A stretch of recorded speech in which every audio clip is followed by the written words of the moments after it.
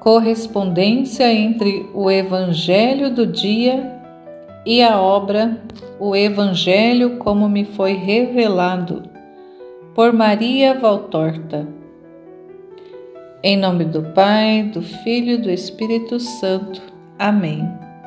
Vinde, Espírito Santo, vinde por meio da poderosa intercessão do Imaculado Coração de Maria, vossa amadíssima esposa e nossa mãe. Amém.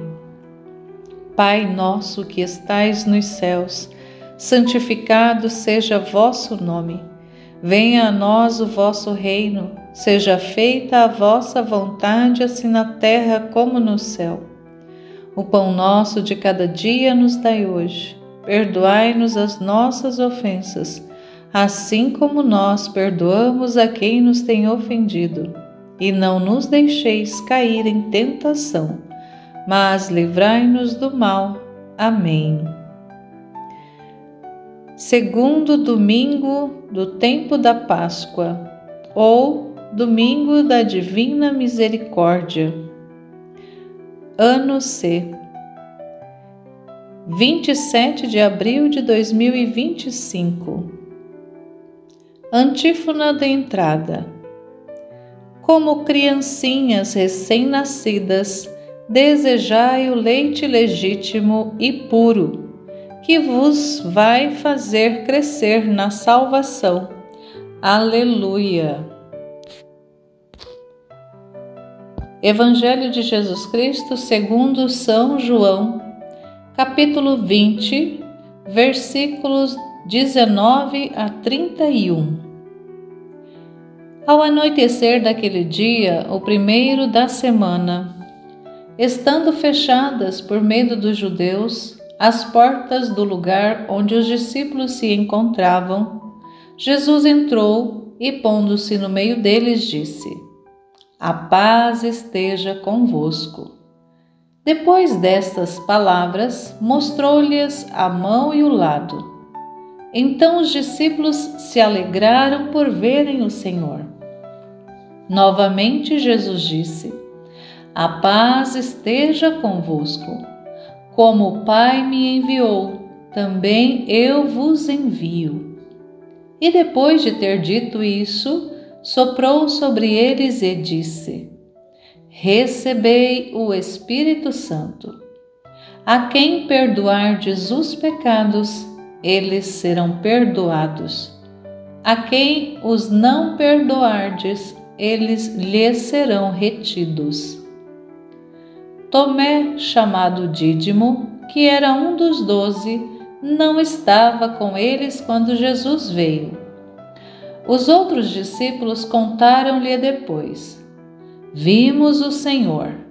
Mas Tomé disse-lhes: Se eu não vir a marca dos pregos em suas mãos, se eu não puser o dedo nas marcas dos pregos e não puser a mão no seu lado, não acreditarei.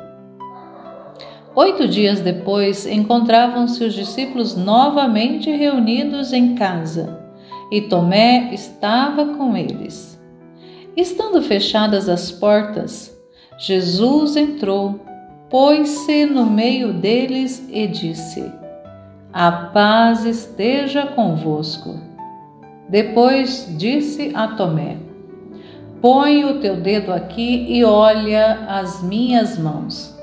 Estende a tua mão e coloca-a no meu lado. E não seja incrédulo, mas fiel.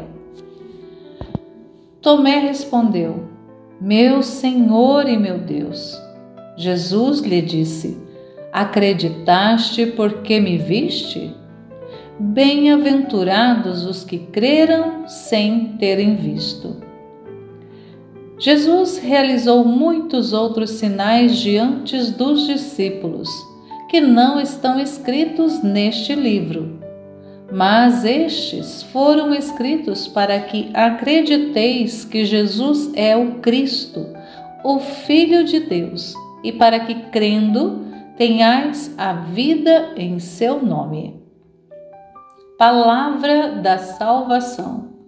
Glória a vós, Senhor. Correspondência com o Evangelho como me foi revelado de Maria Valtorta.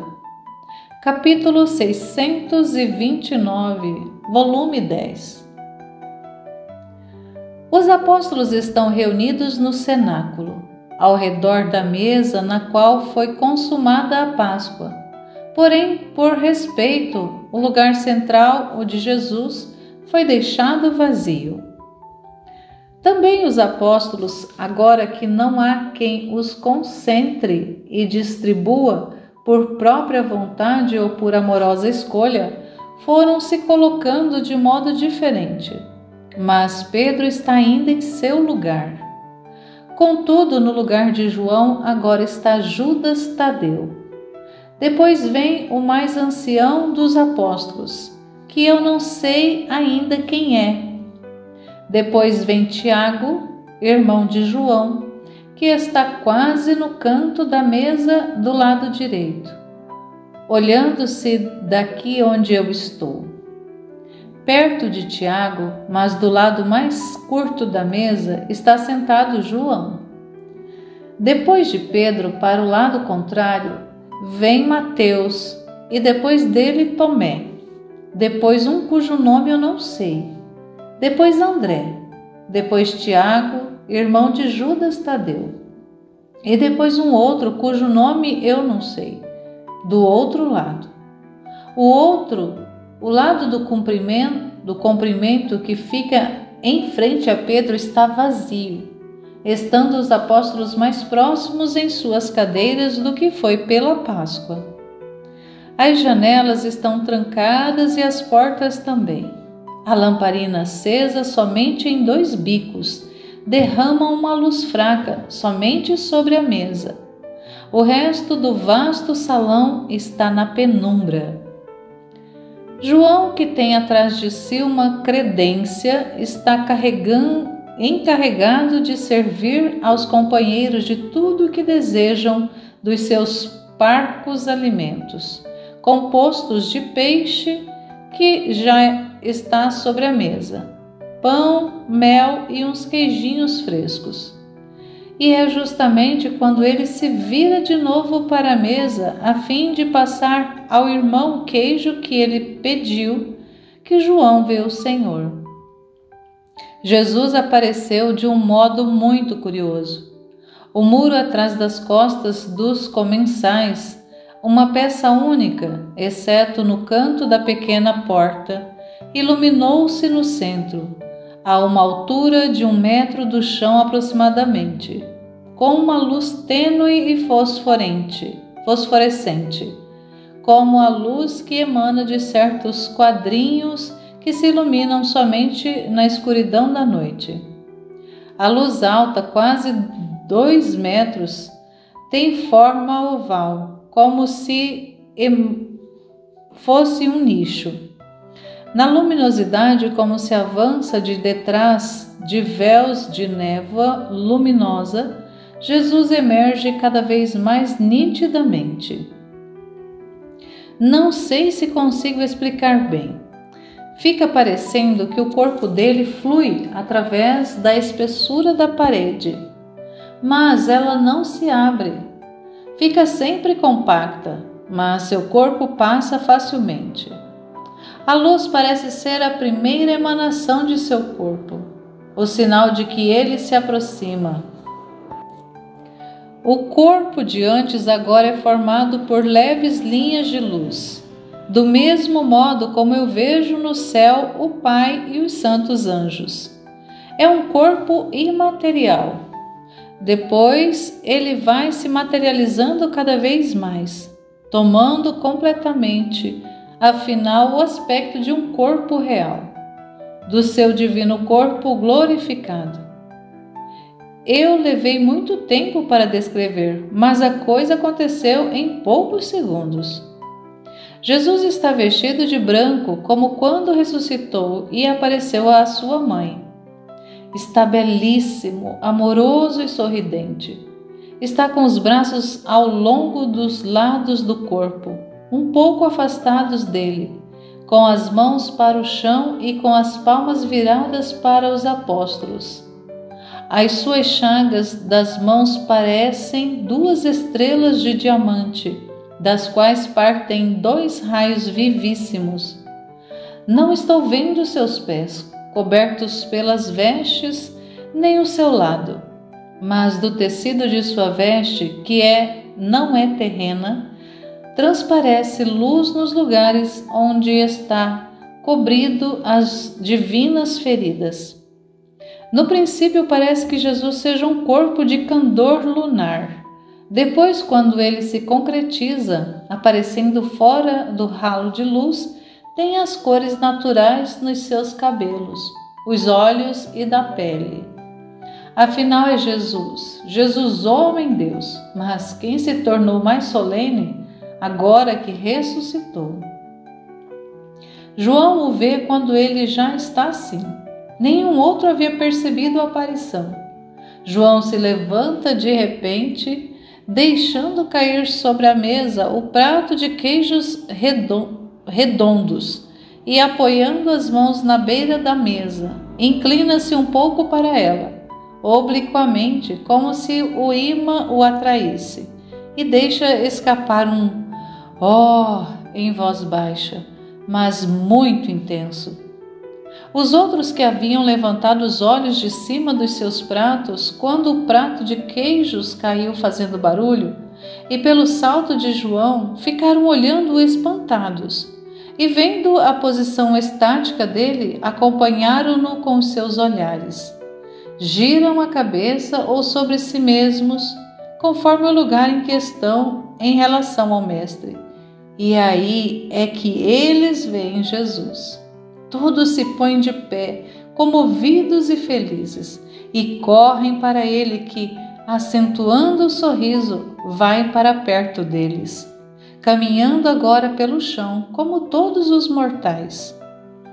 Jesus, que antes olhava somente para João, e eu acho que este se tenha virado, atraído por aquele olhar que o acariciava, olha para todos e diz: "A paz esteja convosco." Todos agora estão ao redor dele, uns de joelhos diante de seus pés, e entre esses estão Pedro e João. Aliás, João beija uma ponta da veste e a põe sobre o seu rosto, como que para ser acariciado, quando os outros estão atrás, alguns inclinados, em um ato de respeito. Pedro, querendo chegar perto mais depressa, deu um verdadeiro pulo por cima da cadeira, saltando sobre ela, sem esperar que Mateus, que saiu por primeiro, deixasse livre o lugar. É preciso lembrar que os bancos eram daqueles em que podiam sentar-se 2 pessoas de cada vez. O único que fica em pouco mais atrás, embaraçado, é Tomé. Ele ajoelhou-se perto da mesa. Não ousa ir para a frente e parece até que queira se esconder atrás do canto da mesa. Jesus, estendendo suas mãos para que os beijem, pois os apóstolos as buscam com ansiedade santa e amorosa. Corre o olhar por cima das cabeças inclinadas, como se estivesse procurando o 1/10. Mas ele já o viu desde o primeiro momento, e já faz assim para dar tempo a Tomé para criar coragem e aparecer. E vendo que o incrédulo está com vergonha por sua falta de fé e que ainda não tem coragem, chama-o. Tomé, vem cá. Tomé levanta a cabeça, confuso, quase chorando, mas não ousa vir. Abaixa a cabeça novamente. Jesus faz alguns passos em sua direção e diz outra vez: Tomé, vem cá. A voz de Jesus está mais imperiosa do que da primeira vez. Tomé se levanta relutante e confuso e vai até Jesus. Eis aqui aquele que não crê se não vê, exclama Jesus, mas sua voz vem com um sorriso de perdão.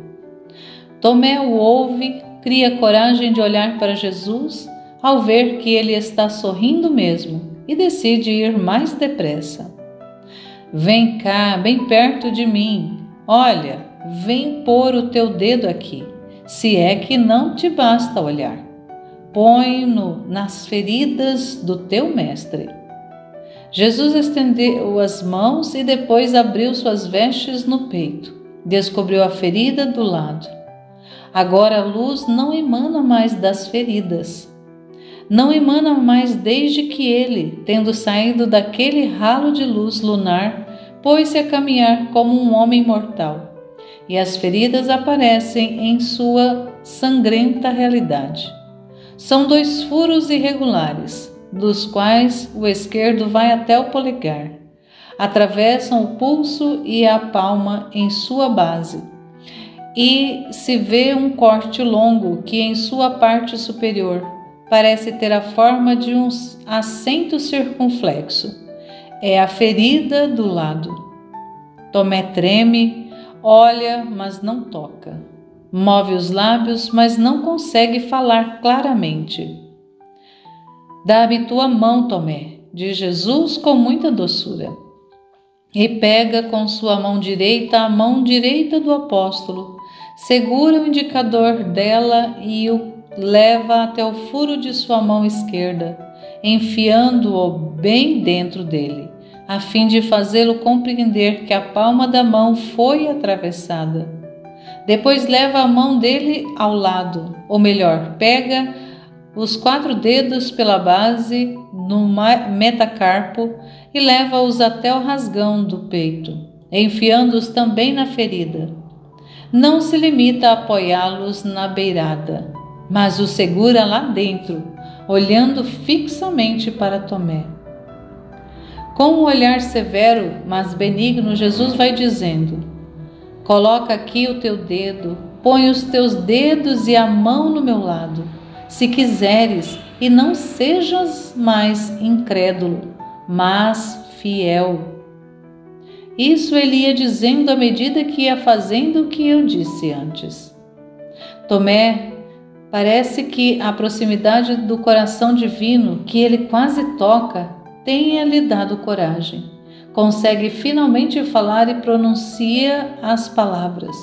Caindo de joelho com os braços levantados, num aceno de choro de arrependimento, diz: meu Senhor e meu Deus. E não consegue dizer mais nada.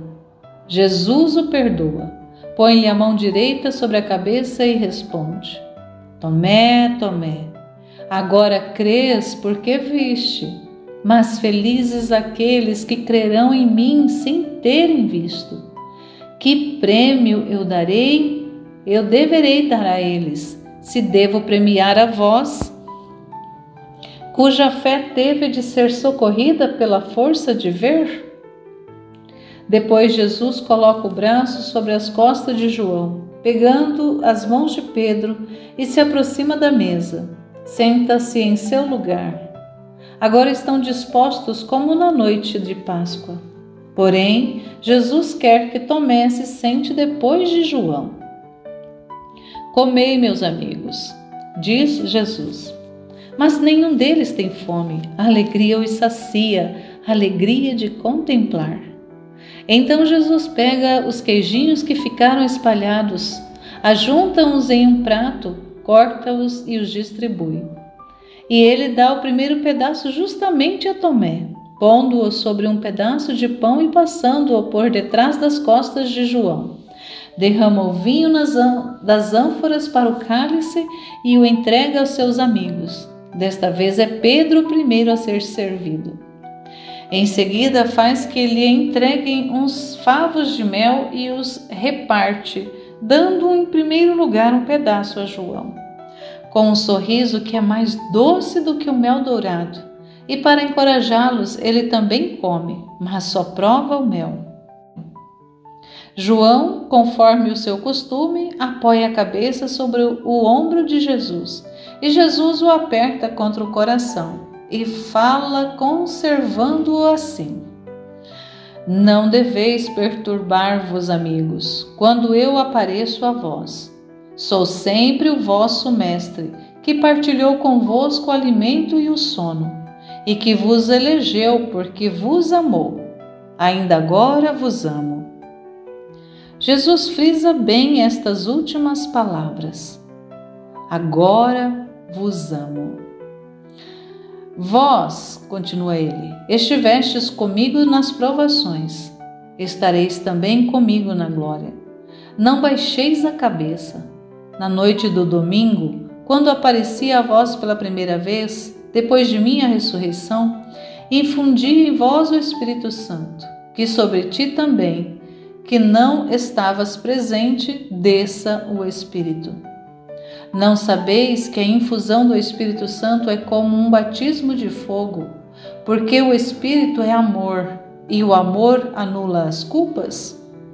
O pecado que cometestes, quando me abandonastes, já vos foi perdoado. Ao dizer isso, Jesus beija a cabeça de João, que não o abandonou. João chora de alegria.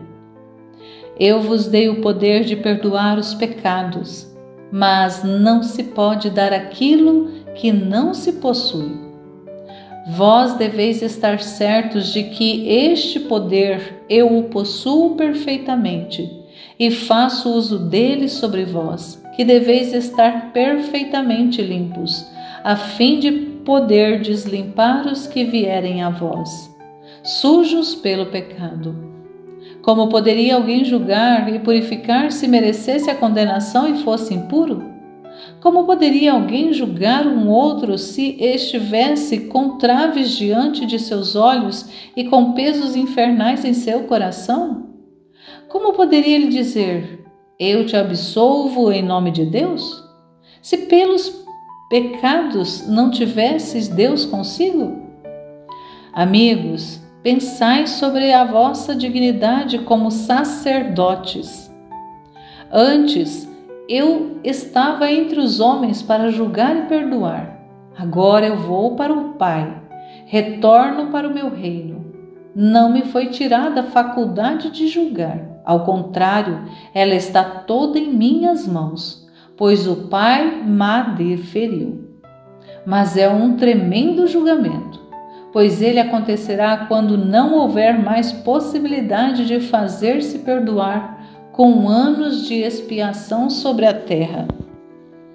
Cada criatura virá a mim com o seu espírito, quando deixar a carne, pela morte material, como uns despojos inúteis, e eu a julgarei por mim por uma primeira vez.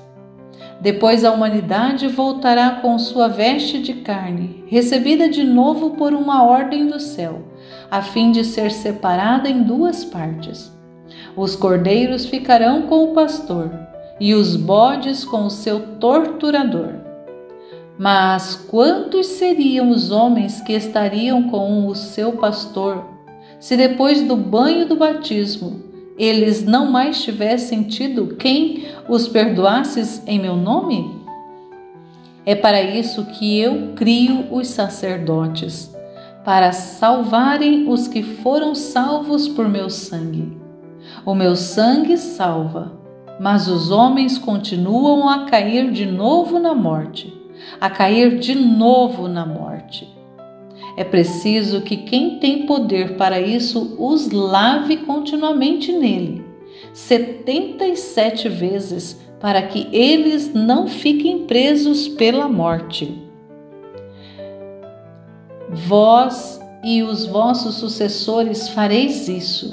Por isso eu vos absolvo de todos os vossos pecados, porque vós tendes a necessidade de ver, e a culpa vos torna cegos, tirando dos espíritos a luz que é Deus, porque tendes necessidade de compreender, e a culpa impede, porque tira do espírito a inteligência. Porque vós tendes o ministério de purificar, e a culpa emporcalha, porque tira do espírito a pureza, que é Deus. Grande mistério é o vosso de julgar e absolver em meu nome.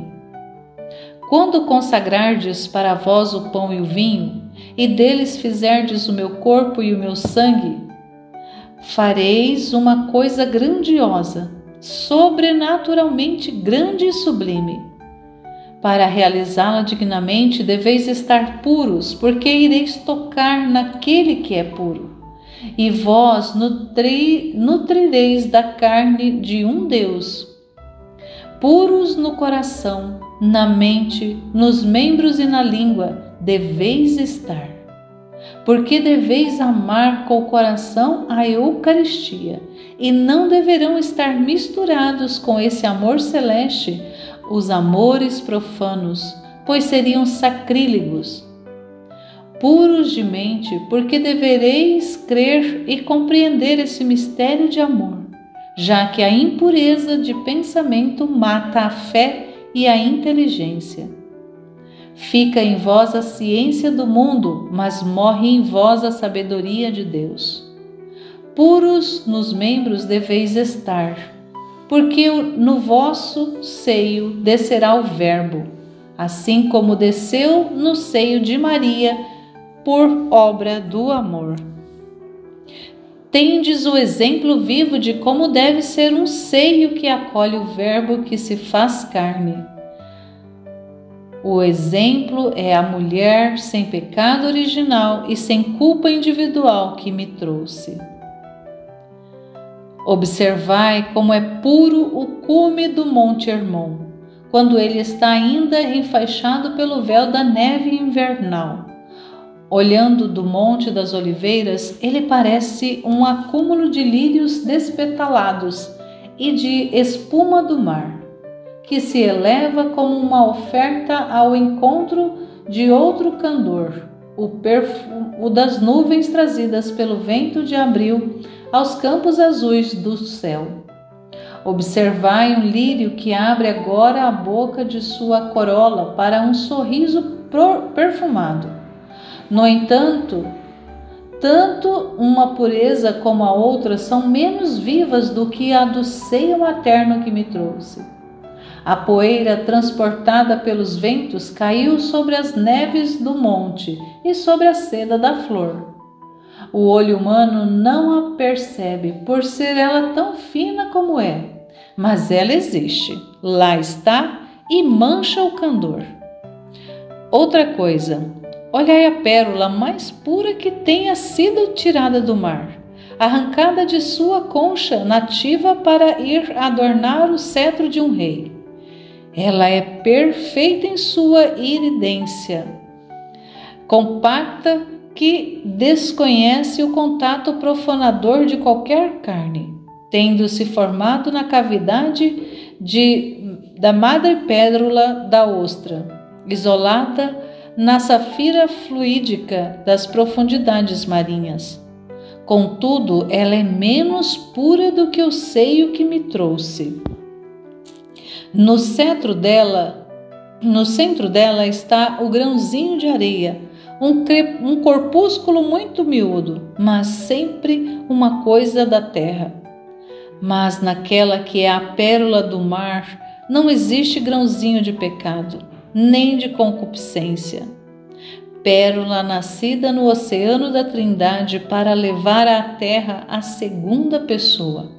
Ela é compacta ao redor do seu centro, que não é uma semente de concupiscência terrena, mas uma centelha do amor eterno. É uma centelha que, encontrando correspondência nela, gerou os turbilhões da divina estrela, que agora chama e atrai os filhos de Deus. Eu, o Cristo, a estrela da manhã. Esta pureza inviolada é a que eu vos dou para servir de exemplo. Mas quando depois, como lavradores ao lado de um tonel, vós mergulhais as mãos no mar do meu sangue e dali extraís com o que purificar as estolas corruptas dos miseráveis que pecam, sede não só puros, mas perfeitos, para não vos manchardes com o pecado ainda maior. Aliás, com mais pecados, espalhando e tocando de modo sacrílego o sangue de um Deus, ou faltando com a caridade e a justiça, negando-o, ou dando-o com um rigor que não é de Cristo, que foi bom para com os maus a fim de atraí-los ao seu coração, e 3 vezes bom para com os fracos a fim de confortá-los com a confiança, usando esse rigor indignamente por 3 vezes, porque ainda contra a minha vontade, a minha doutrina e a justiça. Como é que podem ser rigorosos para com as ovelhas, se eles são ídolos de si mesmos? Ó meus diletos, meus amigos, que eu mando pelos caminhos do mundo a fim de continuarem a obra que eu iniciei e que prosseguirá até que chegue o tempo. Lembrai-vos destas minhas palavras. Eu vô-las digo a fim de que as digais àqueles que vos consagrareis para o ministério ao qual eu vos consagrei. Eu estou vendo, eu olho através dos séculos. O tempo e as multidões numerosas dos homens que irão existir estarão todos diante de mim. Eu estou vendo as matanças e guerras, as pazes mentirosas e as horrendas carnificinas, o ódio e o latrocínio, a sensualidade e o orgulho. De vez em quando, um oásis verde, um período de retorno à cruz, como um obelisco que parece uma onda pura por entre as áridas areias do deserto. A minha cruz será levantada com amor. Depois que o veneno do mal tiver tornado doentes de raiva os homens e ao redor dela, plantadas à beira das águas saudáveis, florescerão as palmeiras de um período de paz e de bem no mundo. Os espíritos, como veadores e gazelas, como andorinhas e pombas, irão para aquele refúgio repousante, fresco e nutritivo, para se curarem de suas dores e novamente ficarem esperando. E isso fará que as árvores entrelacem abundantemente os seus ramos, formando uma espécie de cúpula para os protegerem das tempestades e das canículas, e fará que fiquem longe as serpentes e as feras, por meio do sinal que põe o mal em fuga. E assim será, enquanto os homens o quiserem. E vejo homens e homens, mulheres, idosos, crianças, guerreiros, estudiosos, doutores, agricultores, todos vêm e passam com o seu fardo de esperança e de sofrimento. E vejo que muitos vacilam, porque a dor é demais e a esperança é a primeira a desaparecer.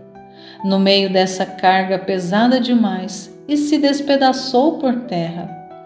E vejo muitos que caem à beira do caminho porque outros mais fortes os empurram. Mais fortes ou mais afortunados no seu peso que é leve.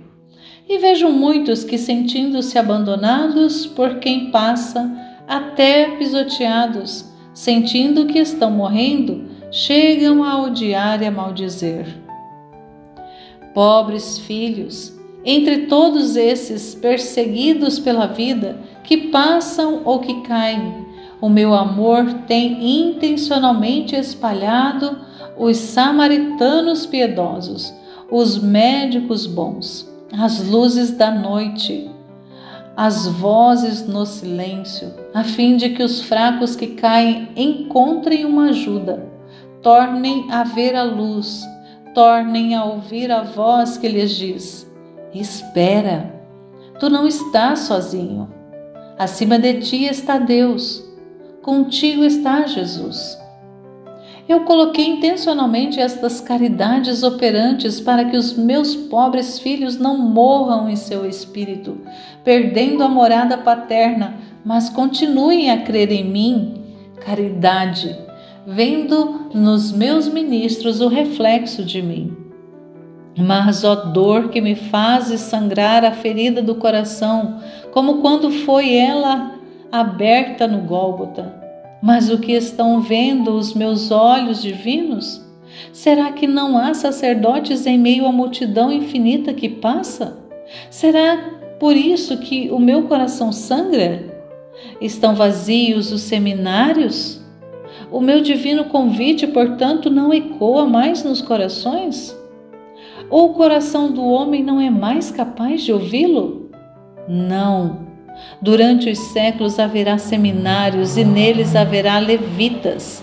Deles sairão sacerdotes, porque na hora da adolescência o meu convite terá ressoado com voz celeste e muitos corações, e a eles terão seguido. Mas outras vozes terão vindo depois, com a juventude e com a maturidade, e a minha voz terá sido abafada nesses corações. A minha voz que fala ao longo dos séculos aos meus ministros, para que eles sejam sempre aquilo que agora vós sois, os apóstolos na escola de Cristo. A veste permaneceu, mas o sacerdote morreu. Durante os séculos, para muitos acontecerá assim. Sombras inúteis e escuras não serão uma alavanca que levanta, uma corda que puxa, uma fonte que tira a sede, um grão que mata a fome, um coração que é uma almofada, uma luz nas trevas, uma voz que repete aquilo que o Mestre lhes disse. Mas, para a pobre humanidade será um peso de escândalo, um peso de morte, um parasita, uma putrefação, horror, os maiores Judas do futuro. Eu os terei ainda e sempre entre os meus sacerdotes. Amigos, eu estou na glória e, no entanto, eu choro. Tenho piedade dessa multidão infinita, rebanho sem pastor ou com pastores raros demais. Uma piedade infinita. Pois bem, eu juro pela minha divindade que darei a eles o pão, a água, a luz, a voz que os eleitos para essas obras não querem dar. Repetirei ao longo dos séculos o milagre dos pães e dos peixes. Com poucos e míseros peixinhos e com escassos pedaços de pão, almas humildes e leigas, eu darei de comer a muitos e ficarão saciados e ainda sobrará para o futuro, porque tenho compaixão desse povo e não quero que pereça. Benditos aqueles que mereceram ser tais. Não são benditos porque são tais, mas porque o terão merecido com seu amor e sacrifício. E bendito aqueles sacerdotes que souberem permanecer apóstolos. Pão, água, luz, voz, repouso e remédio para os meus pobres filhos. Eles resplandecerão no céu com uma luz especial. Eu vô-lo juro, eu que sou a verdade. Levantemo-nos, meus amigos, e vinde comigo para que eu vos ensine ainda a rezar. A oração é o que alimenta as forças do apóstolo, porque ela o funde com Deus. E neste ponto, Jesus se levanta e se encaminha para a escada. Mas quando chega ao pé da escadinha, ele se vira e olha para mim. Ó Pai, ele me olha, pensa em mim, está procurando a sua pequena voz. E a alegria de estar com os seus amigos não o faz esquecer-se de mim. Ele me olha por cima das cabeças dos discípulos e me sorri. Levanta a mão para abençoar-me e diz: a paz esteja contigo.